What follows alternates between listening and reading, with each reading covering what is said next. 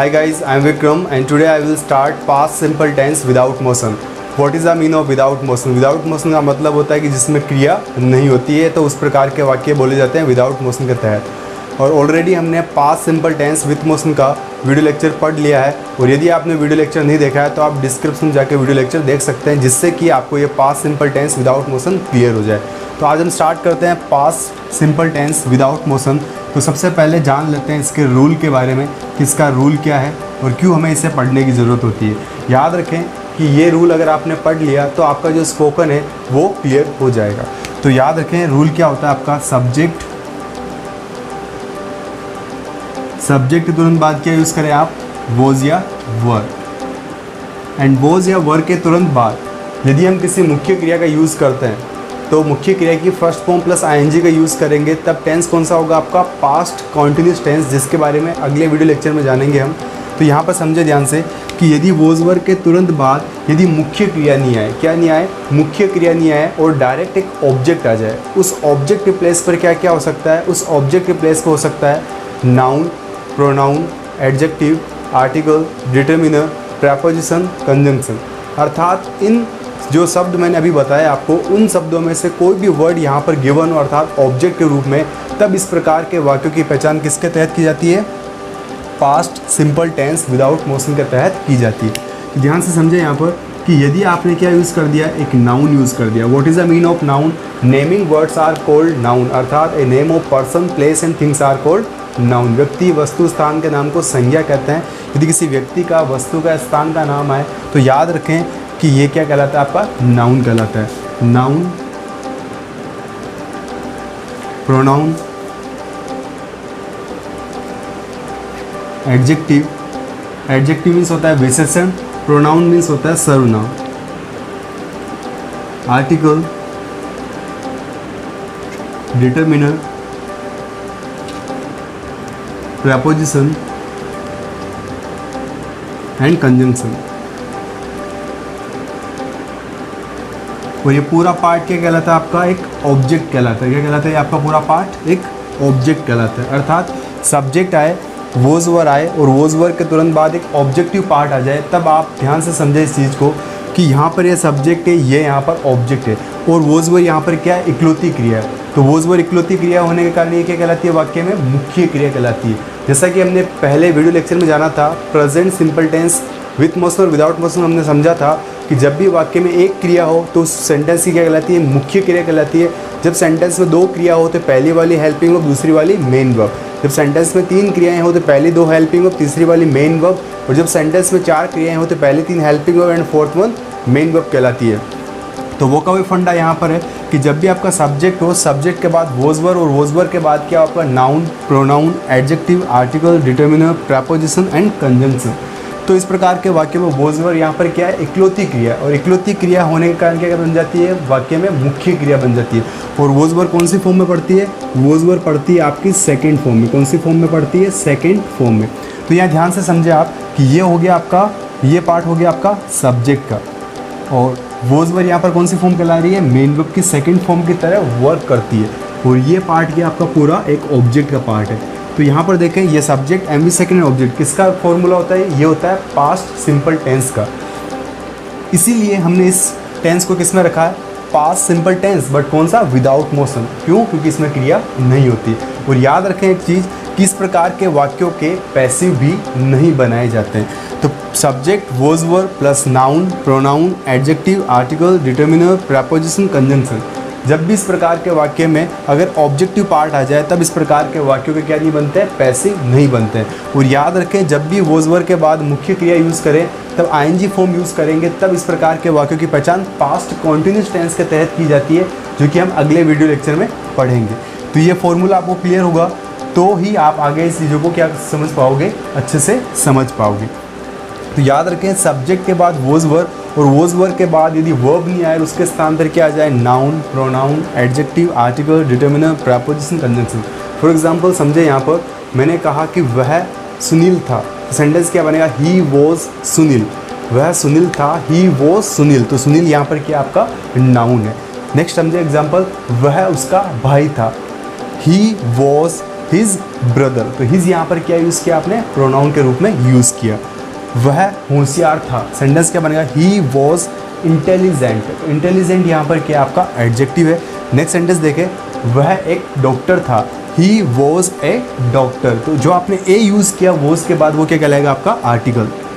वे वहाँ थे, दे were there. There यहाँ पर क्या है, determiner, they were there. Next sentence देखें, वह क्लास में था, he was in the class. In जो आपने यूज़ किया है क्या कहलाता है आपका प्रेपोजिशन। तो याद रखें, in, into, on, between, among, under, below, ये सारे किसके पार्ट होते हैं आपके प्रेपोजिशन के। उससे पहले हम जान लेते हैं कि इसकी पहचान हिंदी में कैसे होती है। तो याद रखें, जब भी संज्ञा, सर्वनाम या विशेषण के साथ था, थे, थी वाक्य के अंत में आए तो इस प्रकार के वाक्यों की पहचान past simple tense without motion के तहत की जाती है। जैसे वह अनिल था, वह सुंदर थी, वह अध्यापक था, वह वहाँ थे। तो इस प्रकार के वाक्य किससे बनते हैं, past simple tense without motion के तहत बनाए जाते हैं।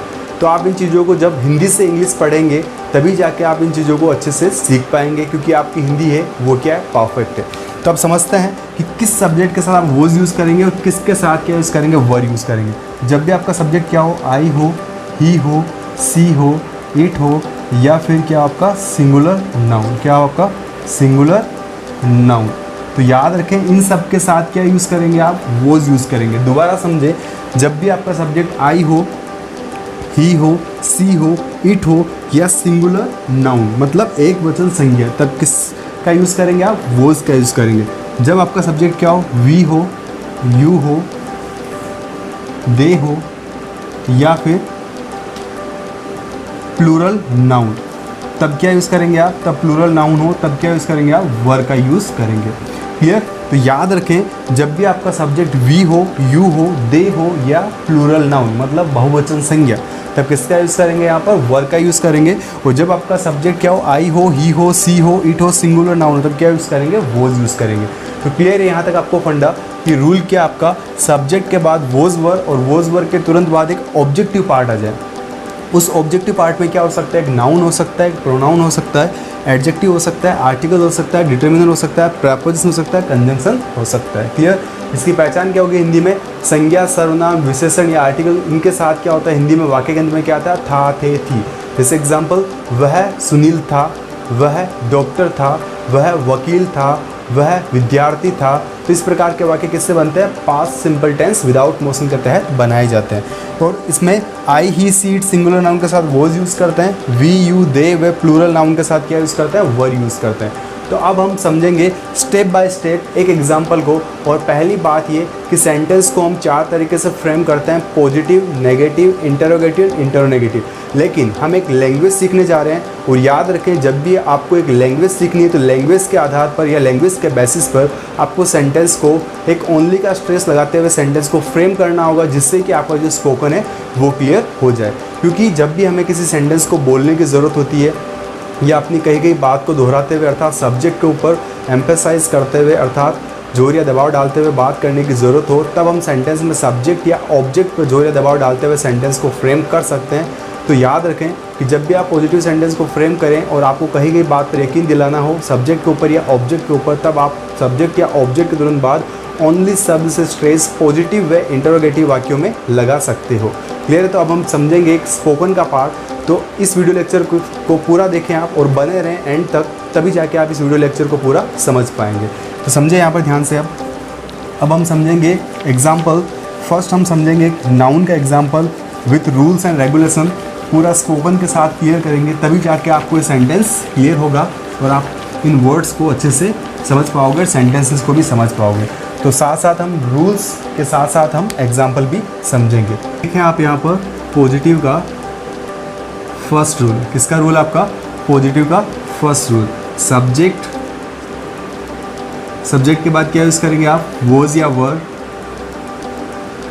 एंड वॉज या वर के बाद क्या यूज़ करेंगे, ऑब्जेक्ट के रूप में आप एक noun, pronoun, adjective, article, determiner, preposition and conjunction. Clear. ये आपका कौन सा हो गया पार्ट, ऑब्जेक्टिव पार्ट। क्लियर। ये आपका ऑब्जेक्ट है, ये आपका सब्जेक्ट है।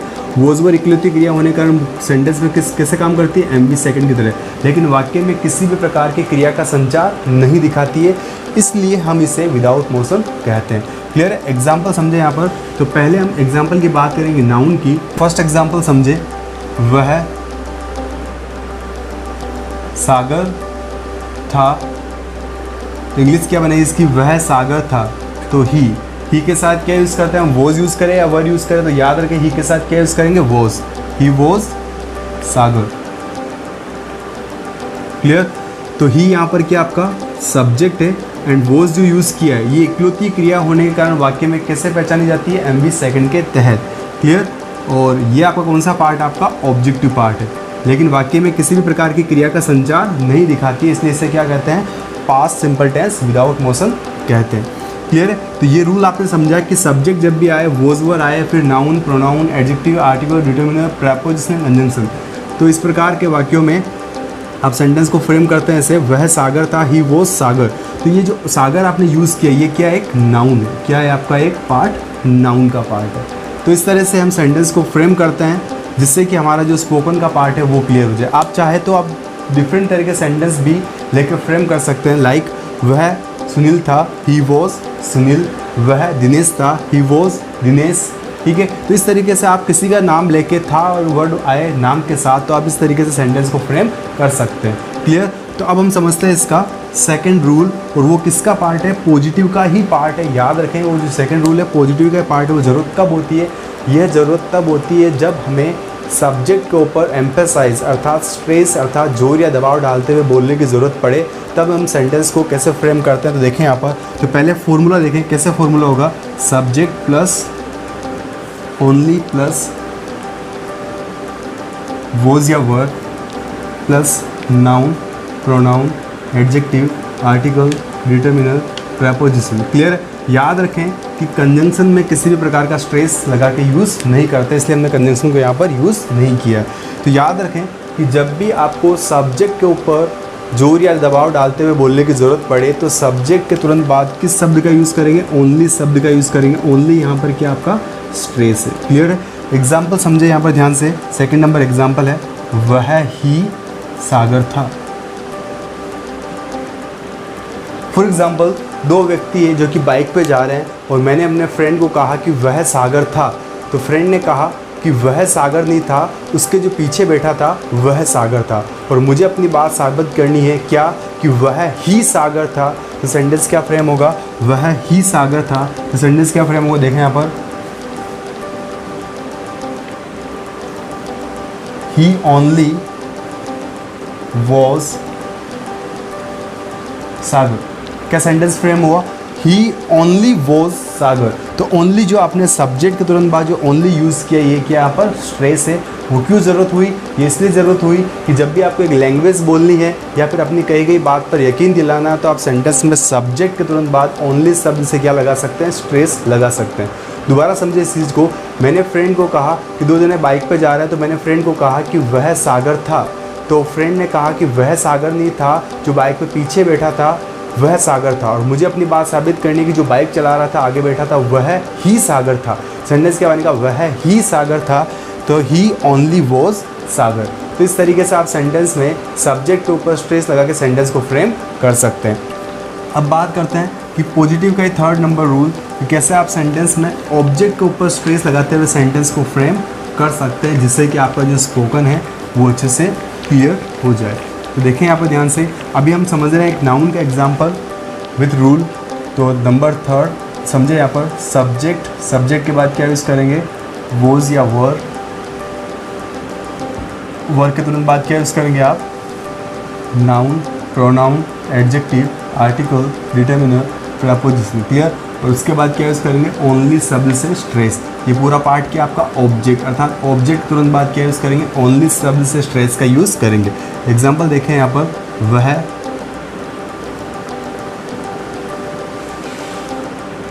सागर ही था। क्लियर?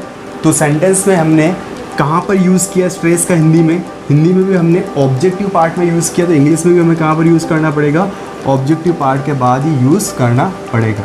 तो ही वो सागर ओनली। क्लियर? तो ध्यान से समझे यहाँ पर, वह सागर ही था, ही वो सागर ओनली। अब माना कि मैं अपने फ्रेंड को बता रहा हूँ कि एक बाइक पे एक बंदा जा रहा है, तो मैंने कहा कि वह सागर था, तो फ्रेंड ने कहा कि वह सागर नहीं था, वह सुरेश था। अर्थात उसने सागर की जगह पर किसका नाम यूज़ कर दिया, सुरेश का नाम यूज़ कर दिया कि जो बाइक पे बंदा गया वो सागर नहीं था, वह सुरेश था। और मुझे अपनी बात साबित करनी है कि वह सागर ही था। क्या साबित करनी है, वह सागर ही था। सेंटेंस क्या बनेगा, ही वॉज सागर ओनली। ही यहाँ पर क्या आपका सब्जेक्ट है, वॉज यहाँ पर क्या एमवी सेकंड का काम कर रही है, ये आपका ऑब्जेक्टिव पार्ट है। ओनली यहाँ पर क्या आपका स्ट्रेस है। क्लियर है। तो यहाँ पर आपने ध्यान से समझा कि जब भी आपको एक लैंग्वेज सीखनी है और लैंग्वेज के आधार पर अपनी कही गई बात पर जोर या दबाव डालते हुए बोलने की ज़रूरत पड़े, पॉजिटिव वाक्य में आप दो स्थानों पर स्ट्रेस लगा सकते हैं, एक सब्जेक्ट के बाद और एक ऑब्जेक्ट के तुरंत बाद। दोबारा समझे इस सेंटेंस को कि सेंटेंस क्या फ्रेम हुआ, वह सागर था, ही वॉज सागर, वह ही सागर था, ही ओनली वॉज सागर, वह सागर ही था, ही वॉज सागर ओनली। तो इस तरीके से हम सेंटेंस को पॉजिटिव में 3 तरीके से फ्रेम कर सकते हैं, जिससे कि हमारे एक स्पोकन का पार्ट बन गया। अब हम बात करते हैं नेगेटिव की, कि नेगेटिव का रूल क्या होगा और कैसे हम सेंटेंस को फ्रेम करेंगे। तो हमने जाना था पहले भी कि टेंसेस के अकॉर्डिंग हमें नोट कौन से नंबर पर यूज़ करना है, 3rd नंबर पर। और याद रखें नेगेटिव वाक्यों में किसी भी प्रकार का स्ट्रेस नहीं लगाया जाता है। नेगेटिव मीन्स होता है हिंदी में नकारात्मक। क्या होता है, नकारात्मक। नंबर 4th रूल आपका समझे ध्यान से, यहाँ पर सब्जेक्ट प्लस वॉज या वर। क्लियर, देखा है आपने, subject first part, was were second part, plus note, plus क्या यूज़ करेंगे आप यहाँ पर, noun, pronoun, adjective, article, determiner, preposition. Clear.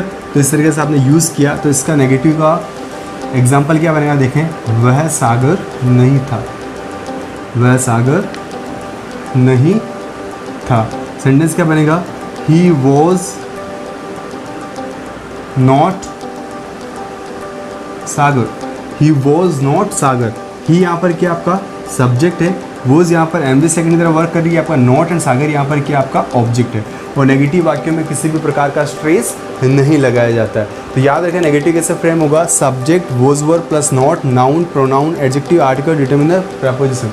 तो अभी हम किसका एग्जाम्पल समझ रहे हैं, अभी हम समझ रहे हैं केवल नाउन का। फिर आगे हम होमवर्क में दूंगा मैं आपको कुछ सेंटेंस मैं आपको यहाँ पर समझाऊंगा, जिससे कि आपका जो स्पोकन है वो बेटर हो सके। तो सेंटेंस क्या बना, वह सागर नहीं था, he was not Sagar.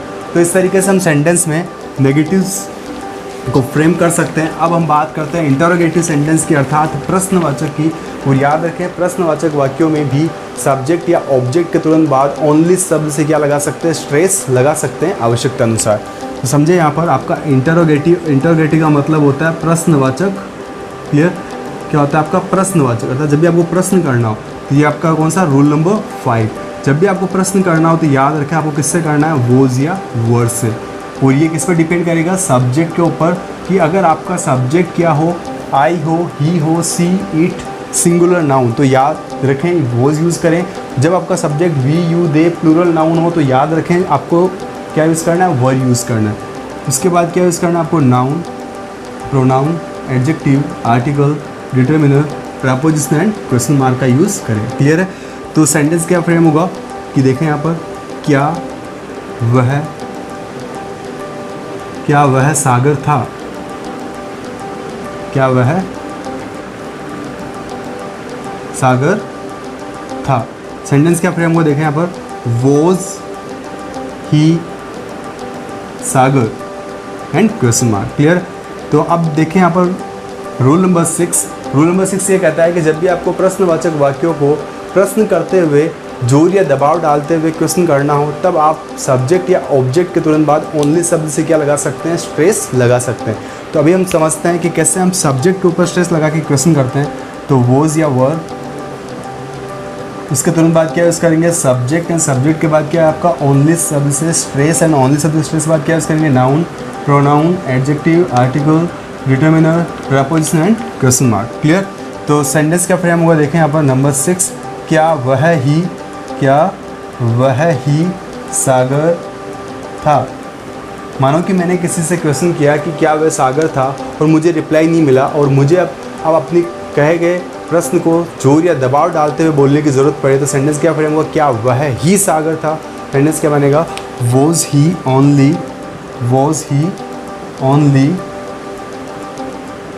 Sagar, was he only Sagar. इस तरीके से आप प्रश्न करते हुए भी वाक्य में सब्जेक्ट के ऊपर क्या लगा सकते हैं, स्ट्रेस लगा सकते हैं। सेंटेंस क्या फ्रेम हुआ, पहला का इसका, क्या वह सागर था, वोज ही सागर, क्या वह ही सागर था, वोज ही ओनली सागर। अब हम समझते हैं कि कैसे हम ऑब्जेक्ट के ऊपर स्ट्रेस लगा के सेंटेंस को फ्रेम करेंगे और प्रश्न कैसे कर सकते हैं। तो समझे ध्यान से यहाँ पर, तो जब भी हम प्रश्न करते हुए स्ट्रेस लगाएं तो ऑब्जेक्ट के ऊपर स्ट्रेस लगा सकते हैं। तो ये कौन सा आपका रूल नंबर 7। तो समझे यहाँ पर, वोज या were plus subject plus noun, pronoun, adjective, article, determiner, preposition, clear, and plus only. ये ओनली यहाँ पर क्या आपका स्ट्रेस है, क्या यहाँ पर ओनली यहाँ पर स्ट्रेस यूज़ किया आपने एंड क्वेश्चन मार्क, क्लियर। तो यहाँ पर एग्जांपल समझे, क्या वह सागर ही था, क्या वह सागर ही था। सेंटेंस क्या फ्रेम होगा, was he Sagar only, was he Sagar only and question mark. जो ओनली आपने यूज़ किया ये यहाँ पर क्या है, स्ट्रेस है आपका, क्या वह सागर ही था, वॉज ही सागर ओनली। तो इस तरीके से हमने समझा कि कैसे हम प्रश्नवाचक वाक्यों में, सेंटेंस में ओनली शब्द का स्ट्रेस लगा सकते हैं। तो यहाँ पर ये स्ट्रेस क्यों यूज़ किया, ध्यान समझे कि मैंने कहा कि क्या वह सागर था। तो अगर मुझे यहाँ पर प्रश्न रिपीट करते हुए या जोर या दबाव डालते हुए बोलना पड़े तो सेंटेंस कैसे फ्रेम होगा, क्या वह सागर ही था। सेंटेंस क्या बनेगा, वोज ही सागर ओनली। ध्यान से समझे हमने प्रश्नवाचक वाक्यों को क्या कैसे फ्रेम किया, क्या वह सागर था, वोज ही सागर, क्या वह ही सागर था, वोज ही ओनली सागर, क्या वह सागर ही था, वोज ही सागर ओनली। तो इस तरीके से हम सेंटेंस में स्ट्रेस लगा के सेंटेंस को फ्रेम कर सकते हैं।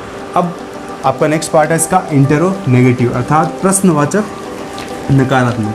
अर्थात प्रश्न करते हुए अगर नेगेटिव वर्ड यूज़ करना हो तो सेंटेंस कैसे फ्रेम होगा, ध्यान दें यहाँ पर, इंटरोनेगेटिव अर्थात प्रश्नवाचक नकारात्मक। इंटरोनेगेटिव इट मीन्स प्रश्नवाचक नकारात्मक। नंबर 8, एक रूल समझे पहले यहाँ पर, किससे क्वेश्चन करेंगे आप, वोज या वर्ड से, और नोट वर्ड एड है, अर्थात आपको नोट कहाँ पर यूज़ करना है, 3rd नंबर पर, plus subject plus note plus फिर क्या यूज़ करेंगे, noun, pronoun, adjective, article, determiner, preposition, clear and question mark.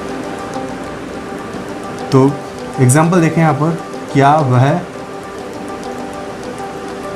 सागर नहीं था, तो क्या बनेगा इस इंग्लिश देखें, was he not Sagar. Not कौन सा नंबर यूज़ करेंगे हम, 3rd नंबर पे। सेंटेंस क्या फ्रेम होगा, क्या वह सागर नहीं था, वॉज ही नॉट सागर। अब हम समझते हैं कि ये जो अभी आपके सामने 8 सेंटेंस हमने फ्रेम किए, ये एक लैंग्वेज का पार्ट है। और याद रखें, जब तक आप चीज़ों को ब्रीफली पढ़ना स्टार्ट नहीं करोगे, केवल आप सोचोगे कि 2 मिनट 3 मिनट के वीडियो लेक्चर से आप इंग्लिश सीख जाओगे, so this is not real. अगर आपको राइट वे से इंग्लिश सीखनी है तो याद रखें कि आपको इंग्लिश को ब्रीफली सीखना होगा। एक बार टाइम जरूर लगेगा, लेकिन बाद में जो आपका स्पोकन है वो एकदम परफेक्ट हो जाएगा।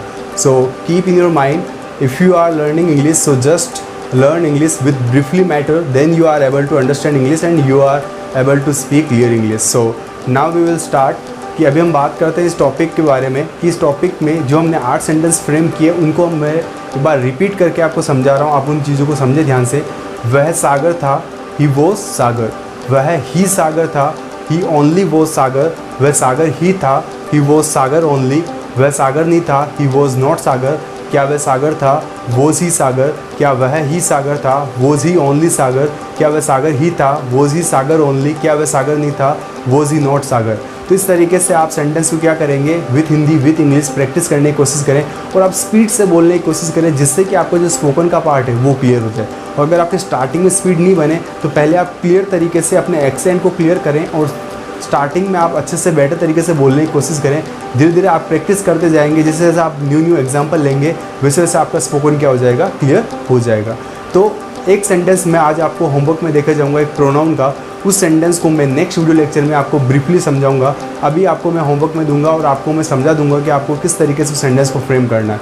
And if you have any confusion then you will write a comment, then I will give you reply. Okay, so आप समझे, वो एग्जाम्पल रहेगा आपका प्रोनाउन का, और बाकी की जो एग्जाम्पल रहेंगे वो हम पढ़ेंगे नेक्स्ट वीडियो लेक्चर में। तो समझे यहाँ पर प्रोनाउन का एग्जाम्पल 2nd नंबर, और ये पॉजिटिव का पार्ट है और पॉजिटिव का फर्स्ट सेंटेंस।